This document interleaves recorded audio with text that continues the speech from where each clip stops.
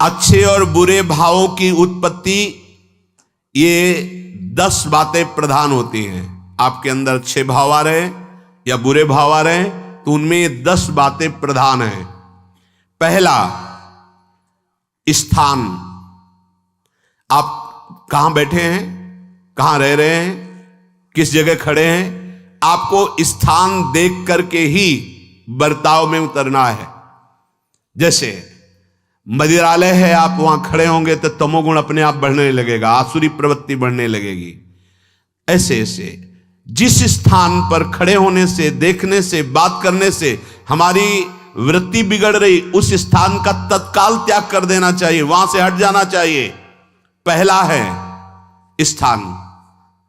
जैसे सत्संग, यमुना जी का एकांतिक पावन तट, किसी लता के नीचे, किसी संत भगवान के सानिध्य में, अब हमारा ये स्थान भजन वृत्ति बढ़ाएगा। उस व्यक्ति का घर जिसके पास जाने से वासनाएं बढ़ रही, उस स्थान में जहां दृश्य देखने से हमारे अंदर गंदी बातें आ रही, पहला है स्थान। दूसरा है अन्न। बहुत बड़ा प्रभाव अन्न का होता है। अगर अधर्म के द्वारा कमाया हुआ अन्न है तो बुद्धि अधर्म में ही लगेगी। यदि भोजन पकाते समय, रसोई रांधते समय आप विकारात्मक चिंतन कर रहे हैं तो कोई भी प्रसाद पाए उसके अंदर विकार जागृत हो जाएगा। अन्न का बहुत बड़ा प्रभाव पड़ता है। एक बार पूज्य पाद उड़िया बाबा जी महाराज अपने परिकर के साथ भ्रमण में थे तो किसी बड़े धनी मानी ने निमंत्रण दिया, महाराज आज यहीं रुको। तो बाबा ने कहा हम लोग गांव के अंदर नहीं रुकते। तो बाहर कोई वृक्षों का समुदाय, जंगल जैसा, तो उसमें वहां रुके, पर भोजन उनकी तरफ से, भोजन सबने पाया। जब सुबह हुआ तो महात्मा जन, साधक जन एक दूसरे की तरफ देखे और बोले आज तो हमको बड़ा दोष हुआ, गंदा स्वप्न आया और हमारा संयम बिगड़ गया। बोले ये तो हमको भी हुआ, जितने थे सबको हुआ। उड़िया बाबा के समीप गए। बाबा ने कहा अच्छा ऐसा हुआ, ये तो अन्न दोष है, बुलाओ सन्न पवाने वाले को, फिर चलेंगे। बुलाया और बाबा ने कहा बिल्कुल सत्य बोलना, नहीं तो आप जानते हो इतने महात्माओं के संयम को आपने भ्रष्ट कर दिया, सत्य बोलना क्या बात थी। उनका महाराज संतान नहीं हो रही थी, सुना था आप बहुत सिद्ध महापुरुष हैं तो आपके परिकर को इसीलिए पवाया, अंदर काम भाव था कि हमारे कामना थी कि संतान उत्पन्न हो, वैसे चिंतन करते हुए बनाया ऐसे। बोले सबका संयम नष्ट कर दिया। होश में, नरक जाने वाली बात मत सोचो। अरे संतों को पवाओ जैसे अपने पुत्र को पवाते हैं, ऐसी भावना करनी चाहिए। आज हो भाग्य तो परिणाम खुद मंगल में निकलेगा। काम भाव से युक्त होकर क्यों बनाया, सब संतों के अंदर विकार पैदा कर दिया। अन्न का प्रभाव पड़ता है। हम जैसा अन्न पाते हैं वैसा, कई बार सुनाया है सिद्ध महापुरुष पूज्य प्रातः स्मरण श्री बलराम दास जी महाराज झाड़ू मंडल के, यमुना के पावन तट पर ही है, रास मंडल के पास ही, वो अपने एक लता के नीचे बैठे हुए भगवत चिंतन कर रहे थे। अचानक यमुना जिस नजदीक है तो कोई माई स्नान किए हुए निकली तो नेत्रों ने देखा और विकार उत्पन्न हो गया। वयोवृद्ध सिद्ध महापुरुष, उन्होंने कहा आप तो इस शरीर को नष्ट कर दूंगा। शिष्यों ने कहा महाराज ऐसा क्यों? बोले किसी माता के शरीर को देखकर हमारे अंदर विकार क्यों आ गया? ऐसा नहीं, आज तक कभी नहीं हुआ, ऐसा क्यों हुआ? उनका महाराज आपस में सब शिष्यों ने कि कुछ ना कुछ तो खान पान में गड़बड़ी हो गई तभी ऐसा हुआ। बाबा आज परिक्रमा करते हैं वृंदावन की, बाद में आप जो आदेश करेंगे जैसा करेंगे, पहले परिक्रमा। वृंदावन की परिक्रमा का बहुत बड़ा प्रभाव। जब कभी मन आपका ऐसा विक्षिप्त हो, परेशान हो, तत्काल परिक्रमा प्रारंभ कर देना, नाम जप करते हुए। आप देखना परिक्रमा पूरी होते होते शांति हो जाएगी। बाबा ने खूब नाम कीर्तन करते हुए शिष्यों के साथ परिक्रमा दी, मन का विकार शांत हो गया। उनका ऐसा कैसे हो सकता है कि हमारे अंदर विकार आ गया? ये बड़ी सूक्ष्मता का विषय है। कल प्रसाद कहां से आया था? उस समय लाडले गोविंद देव जी महाराज यहीं विराजमान थे वृंदावन में। बोले तो ठाकुर गोविंद देव जी का प्रसाद आया था। लकुट उठाई, गए वो तो भगवत स्वरूप तस्मित तज्जने भेदा भावात। भगवान और भगवान के ऐसे जनों में भेद नहीं होता, वो भगवत स्वरूप होते हैं। गए और कहा बताओ आपका प्रसाद न पावे तो अपराध लगे कि प्रसाद नहीं पाया, और प्रसाद पावे तो हमारे अंदर काम जागृत हो जाए, हम तो मरे ना दोनों तरफ से। तो ठाकुर जी बात कर रहे थे, दूसरों को नहीं सुनाई दे रहा था। कह रहे थे कि देखो नाराज मत हो, कलकत्ता की वैश्या थी, उसने भोग लगाया, अब उसने भोग लगाया तो हमने चख पाया, तो आपको प्रसाद का किनका लेना चाहिए? किसने कहा था कि पूरा प्रसाद पाइए? जरा किनका ले लेते हो, मधुकरी पाते। हाँ ये बात आपकी मान, तो हमारा तो पूरा विश्व है, कोई भी भोग लगाएगा हम तो पाएंगे, और हमारे प्रसाद की निष्ठा आप सबके हृदय में, तो किनका लीजिए, पूरा मत पाइए। सोचिए, भगवद अर्पित प्रसाद और वृत्ति भगवान ने आदेश किया किनका पाओ, माधुकरी मांग के खाओ। यहां वर्णन कर रहे, यदि हम अन्न थोड़ा भी हमारे अंदर दूषित चला गया, तो जब कभी ऐसी विकार की भावना हो, आपके अंदर विकार बन रहा है, तो खोजिए। आपने कोई दृश्य देखा है, आपने किसी से बात की है, आपने कोई ऐसा संकल्प बनाया, नहीं, तो फिर भोजन दोष आ गया, अब आज उपवास कर दो। जब तक वो वृत्ति न नष्ट हो तब तक कुछ मत पाना, जल से काम चलाना, तो एक दिन एक पहर अपने आप शांत हो जाएगा। अगर बहुत विकलता हो रही तो नाम कीर्तन शुरू कर दो, भोजन मत पाना, नाम कीर्तन शुरू, बिल्कुल शांति मिल जाएगी, बिल्कुल। और ये तो उदाहरण महापुरुष इसलिए देते कि हम सावधान रहें। हमारे अच्छे भाव या बुरे भाव में ये 10 बातें बहुत प्रभाव डालती हैं। पहला स्थान, दूसरा अन्न, और तीसरा जल। पानी भी बहुत संभाल के, नहीं आजकल तो देखो प्रायः ऐसे दांत से प्लास्टिक नोचेंगे, ऐसे पानी पिएंगे, कब भरी गई, कहां भरी गई, कैसा पानी, बड़ा देखो कैसा हमारे भजन साधन के लिए विक्षेप पैदा होता चला जा रहा है। पहले सुंदर सरोवरों का जल, मतलब 15 वर्ष तो गंगा जल ही केवल पिया है, जो आकाशवृत्ति से मिला है मिला नहीं, गंगा जल ही पिया है। कुआं का जल, फिर आया हैंडपैप का जल, अपवित्र होने लगा। हैंडपैप में जो वाशर, अगर वो कहीं चमड़े का पड़ा हुआ है तो अपवित्र जल हो गया। अब हैंडपैप का भी अंतर ध्यान स्वरूप हो गया, अब तो नहीं दिखाई देता। अब रह गया है मोटर से निकले और फिल्टर में जाए, वो मशीन जो फिल्टर करती पानी को, आरओ, उससे।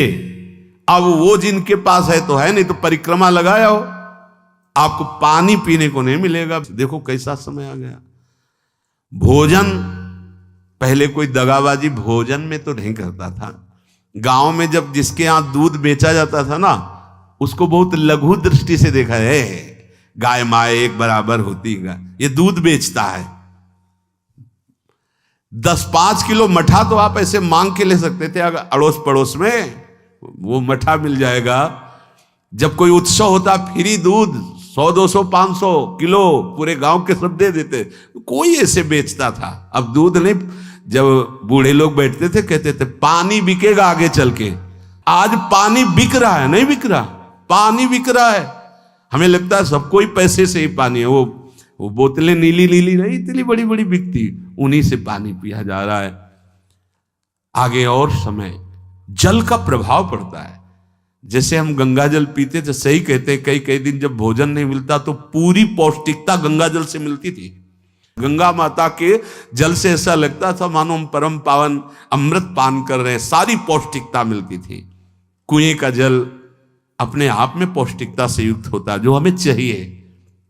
आज देखो जल की समस्या हो गई, पवित्र जल पीने के लिए हम तरस रहे हैं। कहां जल, और कैसे मिलेगा जल? या तो आप पैसे वाले हो तो आप खरीद करके पीजिए, नहीं तो अब वो जल नहीं रह गया कि कुएं से निकाला पी लिया या सरोवर से पी लिया, या कैसा दुर्भाग्य है।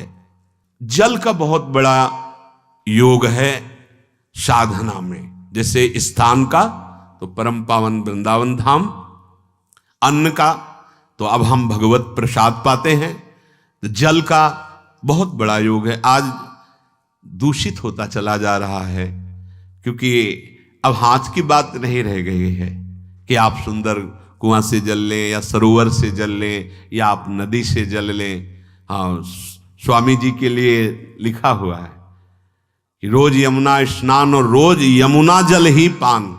हमारे वृंदावन के समस्त भगवत स्वरूपों का स्नान यमुना जल से ही होता था, हो रहा है और होता ही रहेगा। बिहारी जी के लिए आज भी कलश में भरकर यमुना जल ही जाता है। तो कपड़ा से ऐसे ढक के जब हम 2 बजे परिक्रमा देते थे तो एक महाभागवत है, वो किसी को छूते नहीं, दूर से कहते छूना मत, बिहारी जी के लिए जल जा रहा है स्नान के लिए बिहारी जी का। फिर चौथा है आपका परिकर, जहां पर रह रहे हैं वो समुदाय, चाहे परिवार हो या समुदाय, वो कैसा है, रजोगुणी है, तमोगुणी है, सतोगुणी है या त्रिगुणातीत भागवतिक है, उसका प्रभाव पड़ेगा।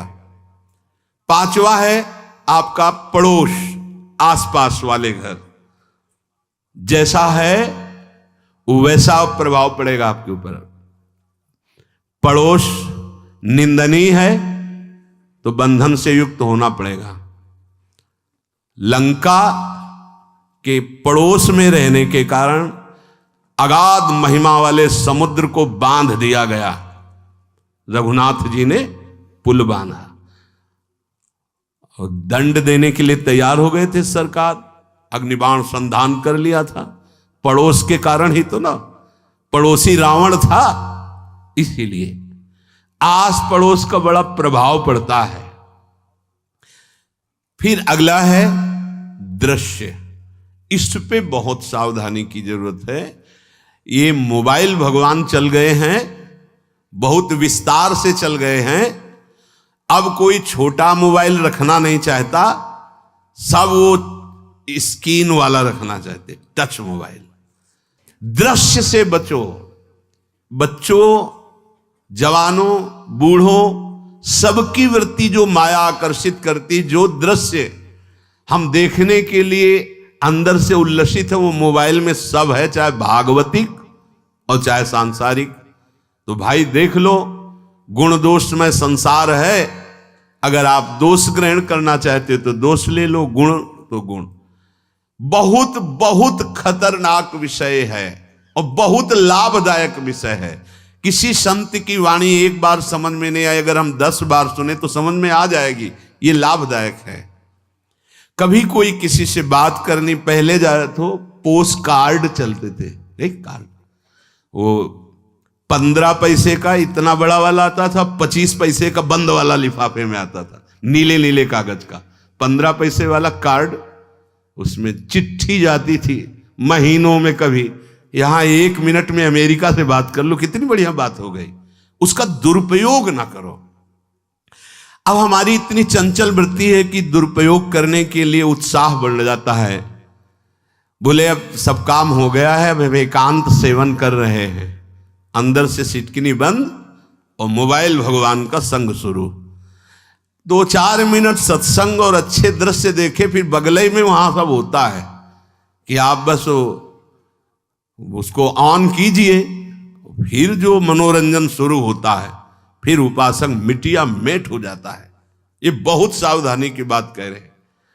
वैसे हमें लगता है यदि आपको इस बड़े कार्य वाले ना हो तो छोटा मोबाइल रखे तो अच्छा रहता है। तो इसलिए ये एक ऐसा कलयुग भगवान ने रचा है कि बचा पाना बड़ा मुश्किल है। इससे वृत्ति को बचाओ, जो बचा ले गया वो आगे साधना कर सकता है। बहुत सावधान बच्चों।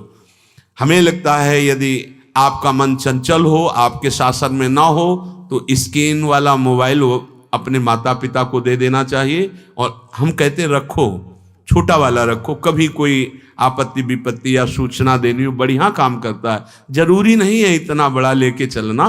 हाँ, अगर आपको बहुत राजकीय विभाग के कार्य हैं तो बात अलग है कि कौन सी सामान कहाँ कैसे, तो वहां से वीडियो भेज रहा है, वो चेक कर रहा है, यस हाँ ठीक है अब चलाओ। अपने को क्या काम है?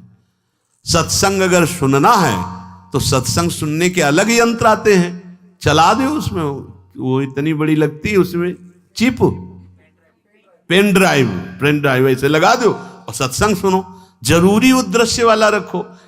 यहां कह रहे दृश्य, अगर गलत दृश्य देखा तो बावरे बन जाओगे और अच्छा दृश्य देखा तो भगवान के मार्ग के पथिक बनोगे। तो देखो, अच्छे दृश्य में भी दोष दर्शन की वृत्ति की गुंजाइश है। जैसे कोई लीला हो रही है, लीला के पात्र, जैसे हमारे ब्रजमंडल में रास लीला होती थी, ऐसे 12 वर्ष 13 वर्ष के लीला पात्र, सब नव किशोर, जहां भाव ही बने रोते रहो। अब वहां बड़े बड़े लीला पात्र हैं, अगर हमारी भावना शासन में नहीं है तो वहां हम अंग प्रत्यंग के दर्शन से हमारी हाव भाव वहां जो हो रहा है उससे हमारी वृत्तियां बिगड़ जाएं। जब छोटे छोटे लाडली लाल परस्पर खेलते हैं तो केवल आशीर्वाद देने को, रोने का मन होता है। अगर आप लीला भी देख रहे हैं तो बहुत सावधानी की जरूरत है, क्योंकि वो चिदानंद शरीर नहीं है, पांच भौतिक शरीरों, हमारी दृष्टि पंचभूत में लगी हुई है। नाम जप करो, लीला गायन करो, फिर देखो जो लीला है, यही जीवन का परम सुख मिलेगा। सच्ची मान लीजिए। बस हम बार बार ये कहते हैं, मोबाइल का सदुपयोग कीजिए, दुरुपयोग नहीं। मोबाइल बुरा नहीं, उसका प्रयोग बुरा है।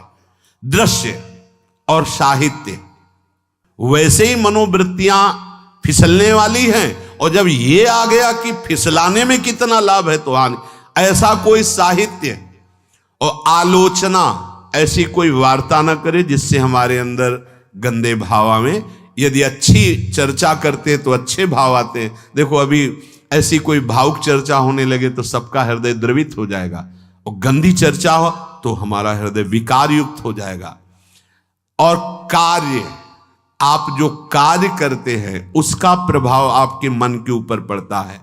और उपासना, आप उपासना भोगों की करते हैं या योग की करते हैं, ये 10 से भाव बनते हैं और 10 से भाव बिगड़ते हैं। स्थान, अन्न, जल, परिवार, अड़ोस पड़ोस, दृश्य, साहित्य, आलोचना, आजीविका का कार्य और उपासना।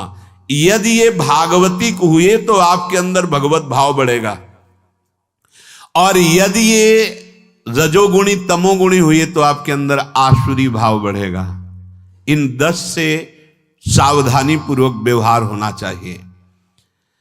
जैसे आस पड़ोस में है तो बड़ी सुविधा है, यहां कोई किसी से मतलब नहीं रखता, बगल वाला कौन रह रहा किसी से मतलब, ये बढ़िया है। ज्यादातर गांव में होता है, अपने यहां ये अच्छा है कि जैसे आप अपने कमरे में गए, किसी से कोई मतलब नहीं है, वैसे ऐसा ही जीवन रखना चाहिए।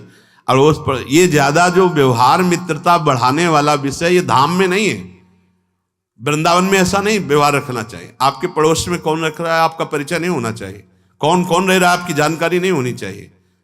नजर नीची की, अपने कुटिया में गए, अपने ठाकुर जी से मतलब, अपने भजन से मतलब, ना पड़ोसी को कुछ देना चाहिए ना लेना चाहिए। बात समझ लेना कि जैसे आज उत्सव है उनको हम बुलाते हैं, वो हमारे यहाँ, ये व्यवहार यहाँ नहीं है। बनवासी हो, ठाकुर का भोग लगाया, और अगर आपको बांटना है तो बाहर निकलो, आधा किलोमीटर दूर ऐसी जगह बांटो जो तुम्हें राधे श्याम दोबारा ना बोले, फिर वो तुम्हें बुलाएगा, फिर वो बैठेगा, फिर प्रपंच की बातें होंगी, निंदा स्तुति की होंगी, फिर बड़ी संगोष्ठी होती है, पता चलता है। क्या फायदा ऐसे जीवन से? आप वनवासी हो, समय एकांत में दीजिए, अपनी कुटिया में बैठिए, नाम जप कीजिए, निकलिए, सत्संग सुनिए, ठाकुर दर्शन कीजिए, परिक्रमा कीजिए, फिर अपनी कुटिया में। ज्यादा व्यवहार में नहीं उतरना चाहिए, ये वनवास है, वृंदावनवास। सत्संग का सेवन, रजोगुण तमोगुण का त्याग, तो दुष्संग से आप बच जाएंगे।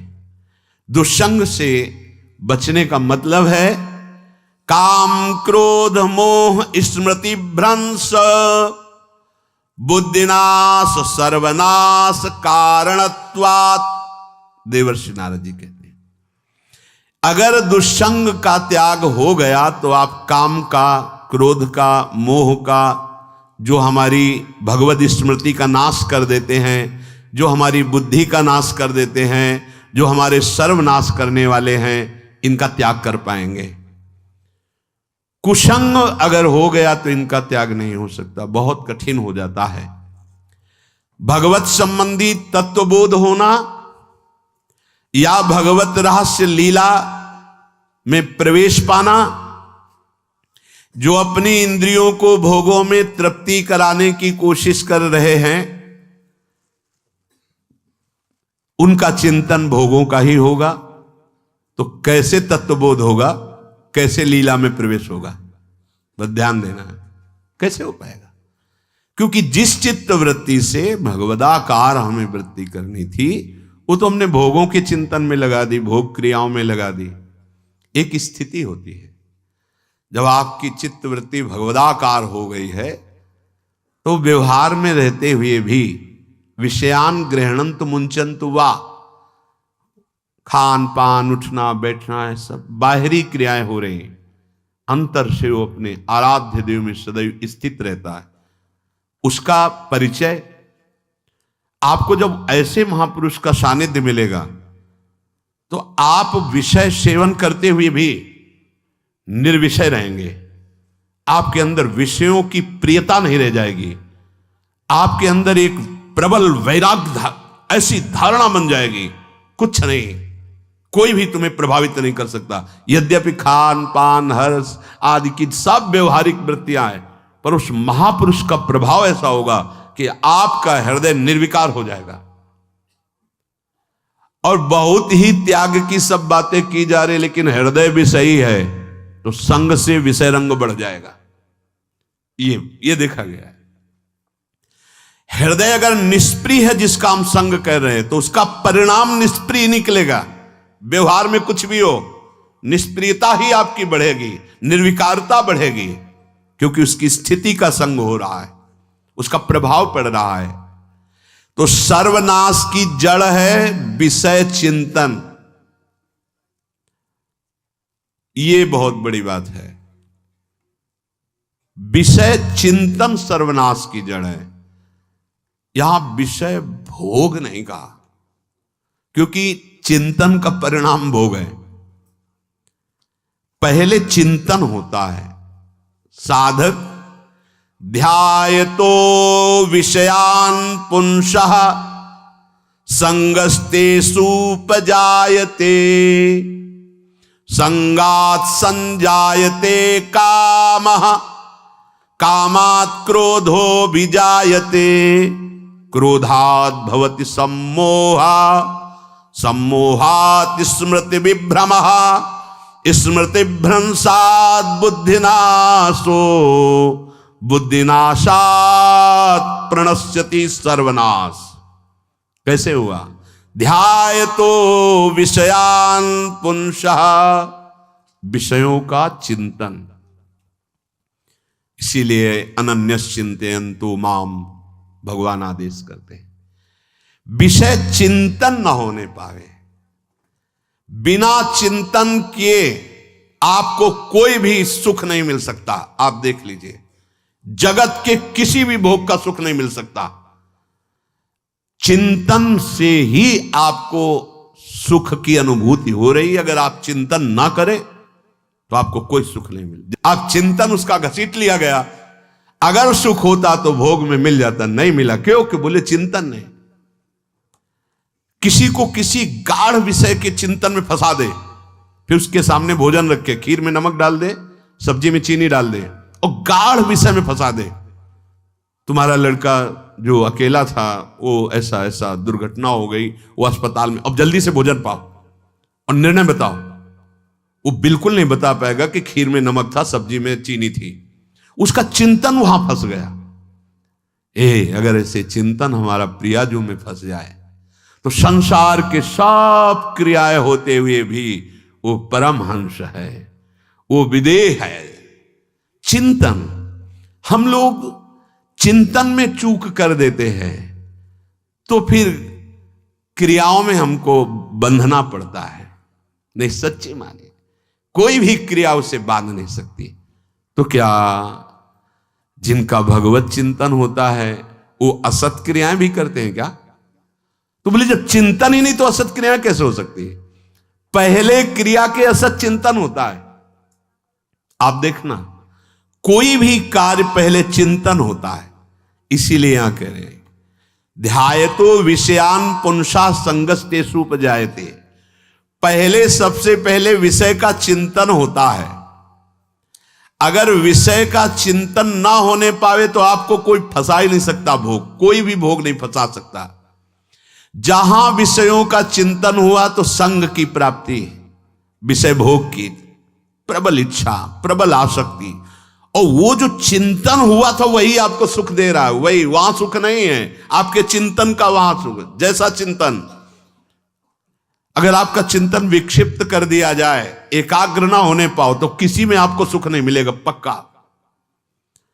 अगर वही चिंतन सावई मना कृष्ण पदार विंदे हो तो कोई सुख है। गोपी जनों के पति भी हैं, पुत्र भी हैं, पूरे परिवार की सेवा करती हैं, और बड़े बड़े परमहंस उनकी चरण रज वंदना करते हैं। क्यों? क्योंकि उनका चिंतन भगवान का हो रहा है। एक भी वृत्ति शरीर चिंतन में नहीं, बलिहारी है। मुरारी पादार्पित चित्त वृत्ति। विषयों के चिंतन से विषयों में आसक्ति पैदा होती है। आसक्ति से विषय कामना की प्रबलता और क्रिया होती है, और क्रिया में बाधा पड़ने से क्रोध पैदा होता है। क्रोध से मूढ़ता छाती है, मूढ़ता से स्मृति भ्रमित हो जाती है, स्मृति भ्रंश से बुद्धिनाश होता है, और बुद्धिनाश ही सर्वनाश है। इसलिए चित्त का निरंतर अधिक समय तक सावधानी पूर्वक भगवन नाम में, भगवत लीला में, आप सब भगवत कृपा पात्र जन है, चिंतन न बिगड़ने पावे। होता क्या है कि क्रिया से तो हम सावधान है, समाज है, क्रिया से तो हम सावधान, क्योंकि समाज भी है, व्यवहार भी है सामने, लेकिन चिंतन तो कोई नहीं जान रहा ना, अंदर ही अंदर हम क्या चिंतन कर रहे हैं। तो साधक चूक कर बैठता है। देखो, बाहर चूक होगी तो उसका प्रायश्चित हो ही जाएगा, चार लोग निंदा करेंगे, पिटोगे, अपमानित होगे, प्रायश्चित। लेकिन अंदर जो हमारा गलत चिंतन हो रहा, पूरा का पूरा अंदर हृदय मलिन कर देगा, हमें उस बात का प्रायश्चित भी नहीं होगा, हमें जलन भी नहीं होगी कि हम गलत चिंतन कर रहे हैं, क्योंकि सावधान नहीं है। खास बात साधना में चिंतन संभालने की है। काम, क्रोध, मोह, स्मृति भ्रंश, बुद्धिनाश, सर्वनाश कारणत्वात्, देवर्षि नारद जी कह रहे हैं। चित्त का जहां अधिक चिंतन होता है वही हमारी तन्मयता बन जाती है, वही हमारा स्वरूप होने लगता है। बोले बहुत कामी पुरुष है, बोले बहुत क्रोधी पुरुष है, बोले बहुत नीच पुरुष है, पूरा संबोधन होने लगा उसके लिए, क्योंकि वो उसी चिंतन से, वैसी क्रियाओं से। अरे बोले तो बड़े भगत हैं, भगवान के स्वरूप है साक्षात। जो हम अधिक चिंतन करते हैं वही क्रियान्वित होता है, जो क्रिया होती, चिंतन होती, वैसे हमारा स्वरूप बन जाता है, वैसे हमारी स्थिति हो जाती है। सांसारिक विषयों और विषयी पुरुषों का शरीर संग, वाणी संग, मन के द्वारा संग, ये आपके अंदर विषय चिंतन बढ़ा देगा, विषय क्रियाओं में लगा देगा। इसलिए बहुत सावधान। विषय में कोई ताकत नहीं है, विषयासक्ति दुर्गति कर देती है। एक बार देवर्षि नारद जी जनक जी से कहा कि आप विदेह राज कैसे हैं, पत्नी भी है, परिवार भी है, सब वैभव भी है, वो आप एक राजा होते हुए विदेह राज। उनका आज विश्राम कीजिए, कल सुबह चर्चा करेंगे।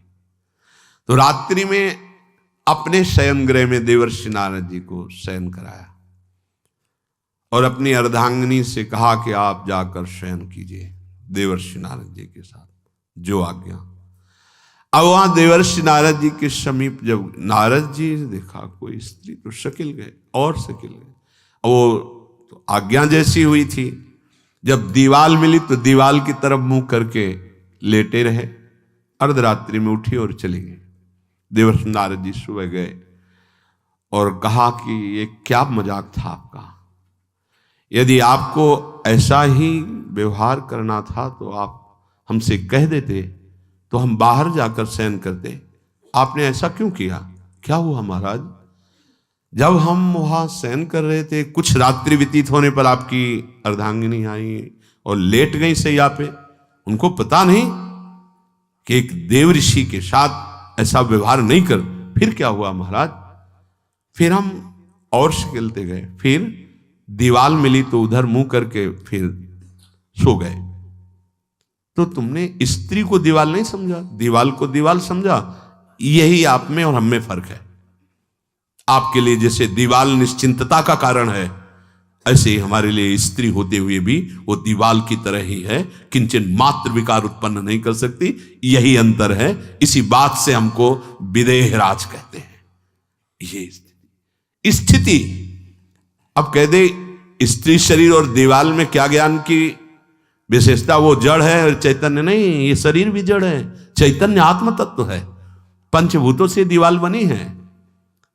अग्नि तत्व से ईंट पकाई गई है, पृथ्वी तत्व तो है ही। पृथ्वी तत्व में जल मिलाकर उसको आकार दिया गया है। वायु तत्व ने उसे सुखाया, अग्नि तत्व ने पकाया है, और शब्द आकाश तत्व है। पांच भूतों से वो बना, पांच भूतों से बना है। सच्चा ज्ञान ये कि इसमें और दीवाल में कोई अंतर नहीं। चैतन्य घन आत्म तत्व के कारण ये चलता फिरता नजर आता है, और वो खड़ा स्थायी जड़ दिखाई दे रहा है। इसमें भी भगवान है, उसमें भी भगवान है। इसमें भी पंचभूत है, उसमें भी पंचभूत है। नरसिंह भगवान खंभे से प्रकट हुए थे, बस केवल अज्ञान के कारण जड़ चैतन्य का भेद है।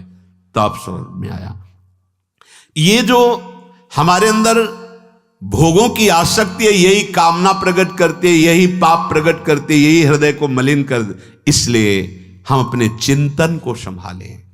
चित्त चोर के चरणारविंद का चिंतन करें, निरंतर नाम जप करें, भगवद आश्रित रहें।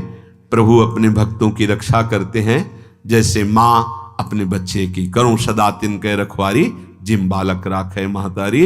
राधा राधा राधा शेष जागे। श्री राधा वल्लभ लाल।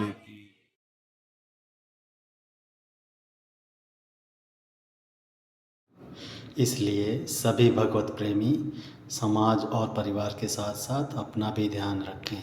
राधे राधे।